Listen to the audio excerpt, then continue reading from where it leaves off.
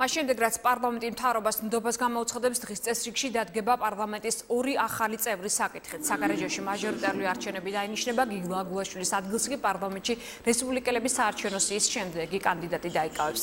რაც შეეხება ევროინტეგრაციის კომიტეტის თავმჯდომარის პოსტს, რომელიც თინა ხიდაშელის სადაცვის უწყებაში მისვლის წასვლის შემდეგ ვაკანტური გახდა სავარაუდოდ და ამ ადგილს ზვიად კვაჭანტირაძე დაიკავებს.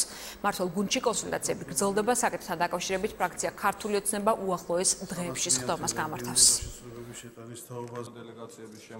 ზვიად კვაჭანტირაძე ნამდვილად სახელდება ევროინტეგრაციის კომიტეტის თავმჯდომარის კანდიდატურის სახით. ამის თაობაზე გვაქვს შიგნით გუნდის შიგნით მსჯელობა ჩვენი მხრიდან, ალბათ ფრაქციის მხრიდან იქნება ზვიად დასახელებული, თუმცა ჩვენ გეგმავთ, რომ მთავრობის დობის საკითხის გადაწყვეტის შემდეგ მომიუბრუნდეთ ამ საკითხებს. გადაწყვეტილებებს ვერ იღებენ, ეს აისახება როგორც ეკონომიკაზე, ასევე აისახება საგარეო პოლიტიკაზე და საგარეო ურთიერთობებზე და ამის, ესე ვთქვათ, გაგრძელება იქნება კიდევ ერთი ამ შემთხვევაში ბატონი კვაჭანტირაძის კანდიდატურის წარმოდგენა და დამტკიცება.